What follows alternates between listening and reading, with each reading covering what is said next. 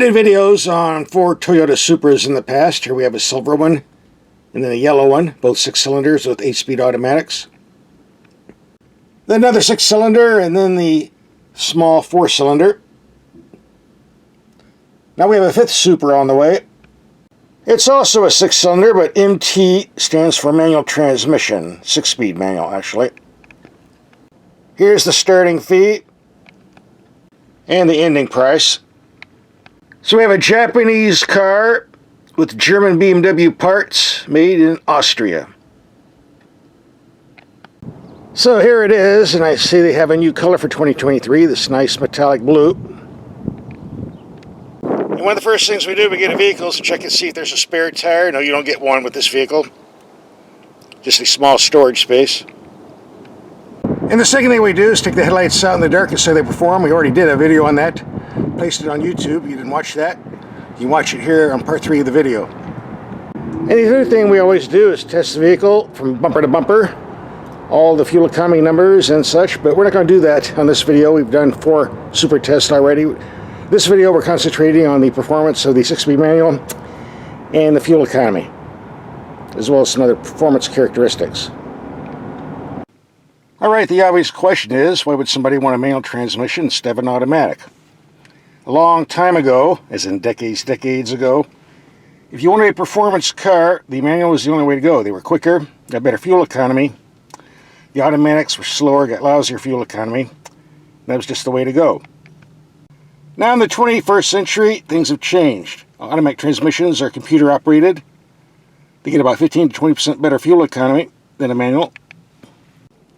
An example here on the left is the EPA sticker for the Supra with 8-speed automatic we had. 22 mpg in the city, 30 on the highway with 25 overall. Move over to the right is the EPA claim for this particular car with the manual. 19 to 27 with an overall average of 21. A significant difference. We will be taking this out in the real world to see if these numbers match. And the second disadvantage with the manual gearbox, they're slower than the automatic cars, at least in case of the Supra, definitely so. Bottom line is the Supra with the 8-speed automatic and a 0 to 60 run a quarter mile is going to beat the Supra with the manual transmission, and that's just the way it is. I get emails from some Game Boy kids saying, well, you just don't know how to drive. A manual can take the automatic. And I know it can't. Sorry. There are a few cars out there that operate better in a manual transmission, mainly the hopped-up 4-cylinder cars. We'll talk about that later on in the video. So why would someone want a manual Supra instead of an automatic? Well, let's face it, a lot of people don't buy these as their primary car. A lot of these are a second car used on weekends as a play toy. And a lot of owners think it's more fun to shift than it is to do an automatic. More engaging for them. So there is a demand for a Supra with a manual transmission, and that's why Toyota was wise enough to offer one. So, show and tell is over. Let's take this out and do some driving and see how this manual transmission functions.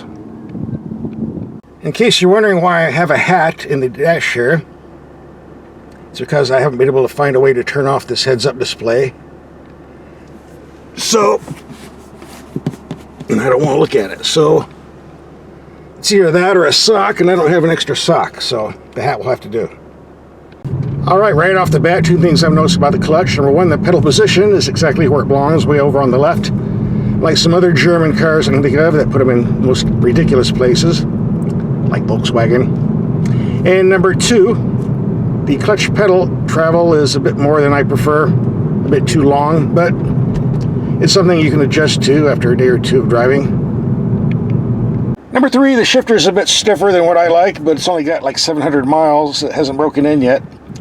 I've driven these German transmissions before, and they do loosen up with age, so satisfactory, nothing to complain about here. As I'm sure you already know, this engine and transmission are from BMW. And yes, we do have a sport button on the automatic transmission. It makes for crisper shift points, but on this car, the main feature is the louder exhaust sound you get to impress all your buddies when you're whizzing by. There's one thing you can do with the manual transmission, a lot easier than automatic, and that's do a few burnouts.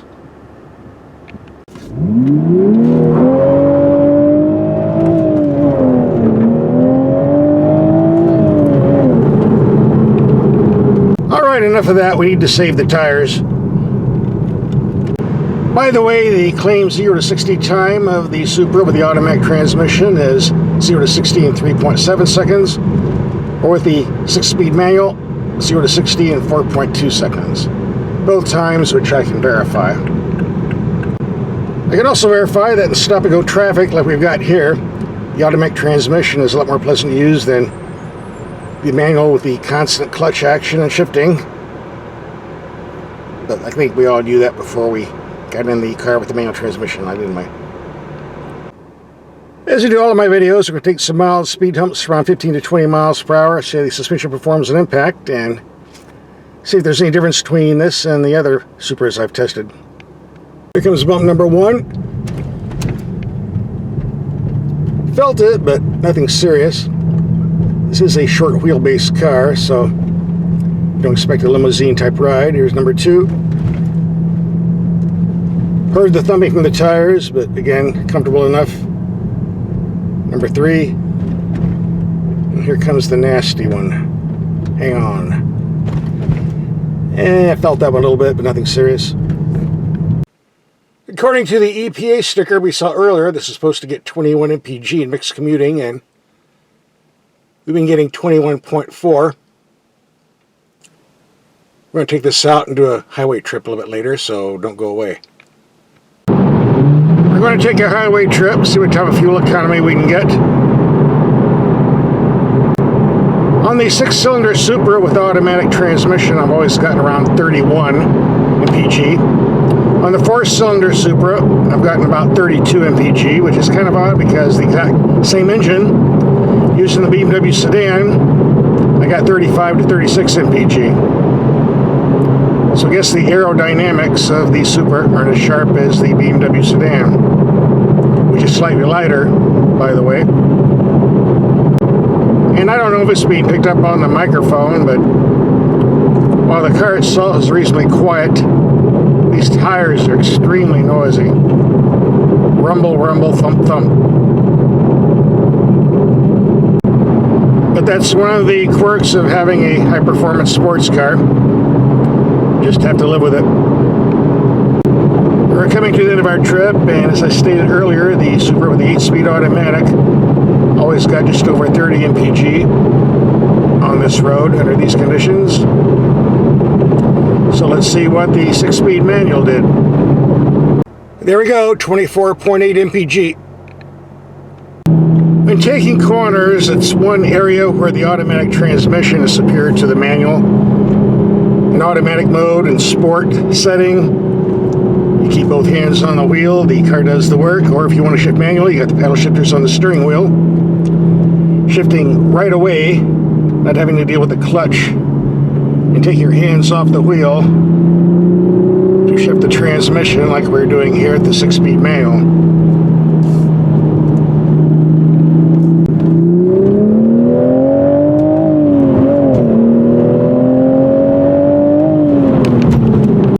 The first highway fuel economy test we did is slightly uphill, like 400 feet in elevation, something minor like that. So we're going to take a return trip slightly downhill and see what we get now. Then divide by 2. Okay, we got around 25 mpg going to, 28 coming back. Add it up, divide by 2, it's around, what, 26 and a half? Pretty close to the 27 mpg claimed on the window sticker. A lot less than the over 30 we get on the 8-speed automatic car. Well, I scheduled this car for a test drive Monday and Tuesday because the weather said it was going to be clear and sunny. Maybe not quite, huh?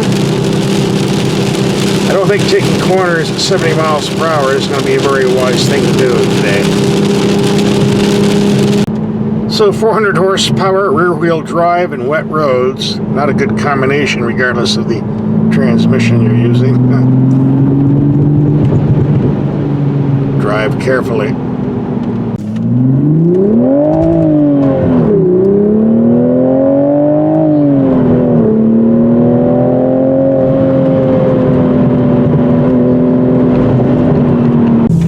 I forgot to mention, if you put the vehicle in sport mode, you get the rev matching feature, which makes downshifting a lot more pleasant. which makes driving on curved roads like this a lot more pleasant.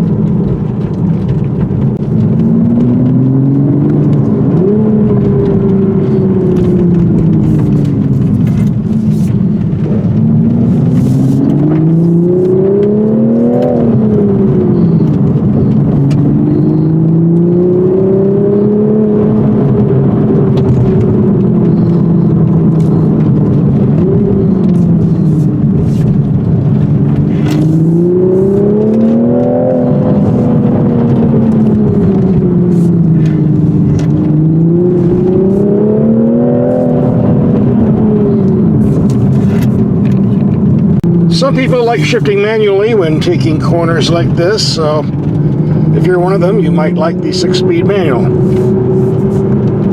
Although you can do it with the 8-speed automatic with pedal shifters. Your choice.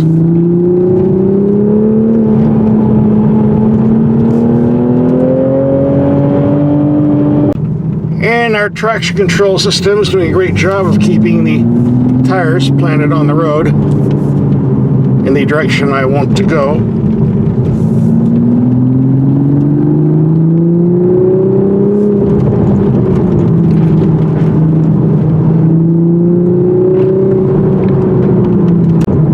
I'm told this exhaust sound is fake, being generated and piped in through the cabin. Probably so, but sounds pretty good, so I'm not going to complain too much.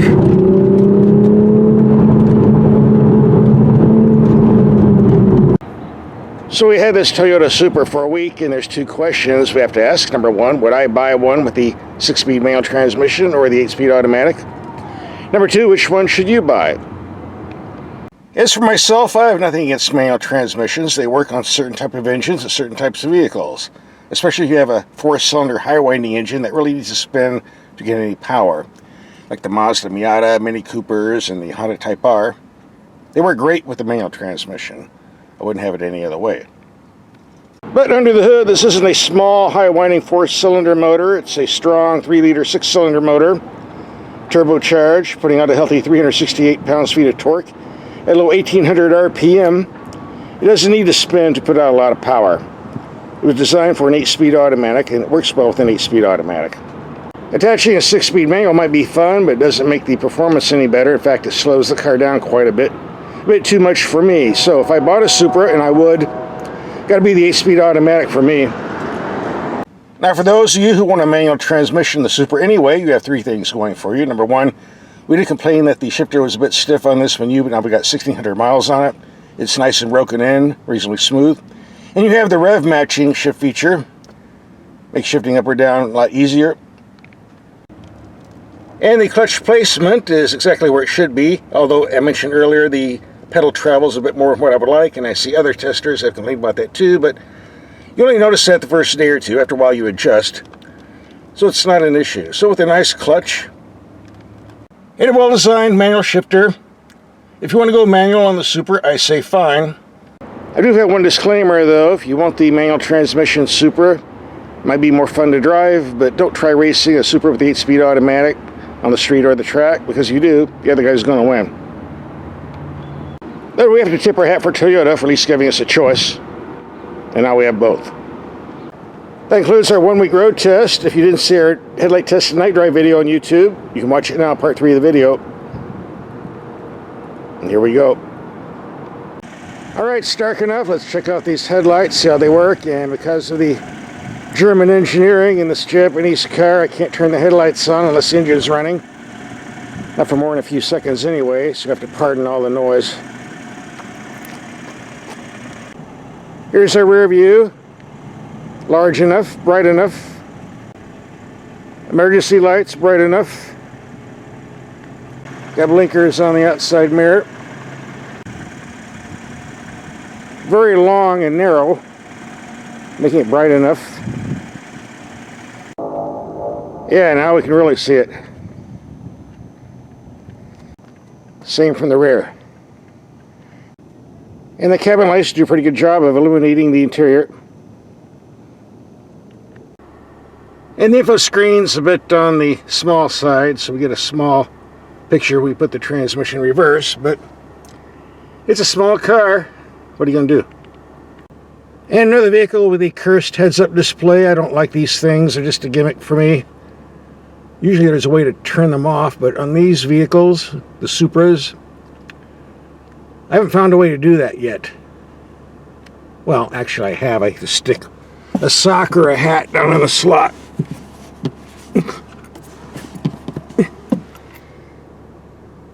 That'll make it go away. And the controls have a nice orange glow, making them easy to see.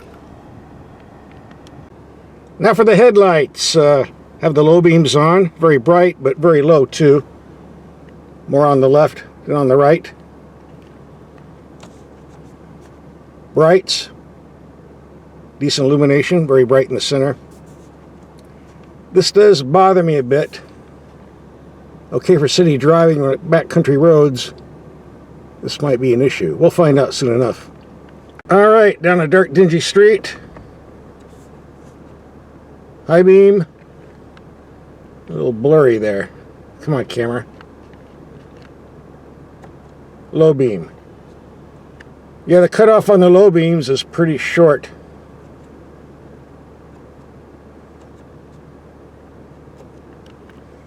By the way, this does have an automatic headlight system that puts the brights on when it thinks it's appropriate and turns them off and up. I never use that system. I want to be in control of that function, so don't use it, don't demonstrate it. If you watch my videos, I do not like auto-dimming mirrors unless they have a disconnect switch. I don't want to be driving in city limits with a blacked out mirror. I don't think it's safe, but apparently we don't have a cutoff switch, so I guess I can turn it off by using a piece of tape over the sensor hole, but we'll be doing that tonight. So let's get on the highway, see how these lights work. High beam, low beam. So let's slide up some signs with the high beam.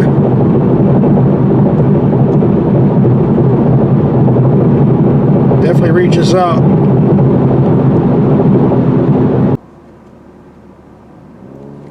And again, lighting up the emergency cones. The brights do a better job.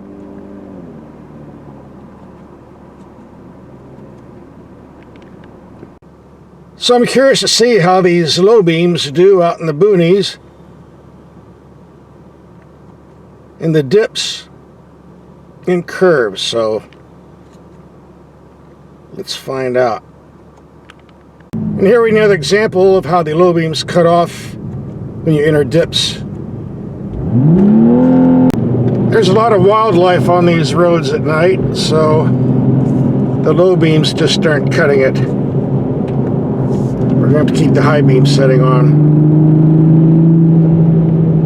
It's no secret that the Toyota Supra is Toyota as far as the body design goes, but the rest of the vehicle is pretty much made by the German firm of BMW. Engine, transmission, suspension components. So I'm wondering if they design these headlights or if Toyota do so. Because Germans are infamous for making headlights that are super bright on high beam, but not so good on low beam. Apparently they feel doing it works in Europe and they want to do it over here in the United States. I suspect these are German headlight designs, but I can't prove it. Guess it doesn't really matter. They are what they are.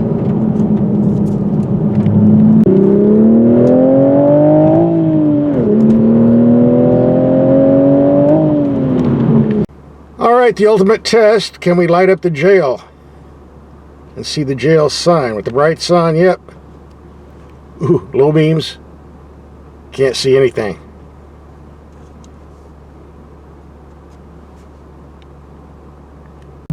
So, last but not least, the dark, dingy street test. And as we can see, it's always better to have the brights on. So bottom line, low beams for city driving, high beams for everything else, and you'll be just fine.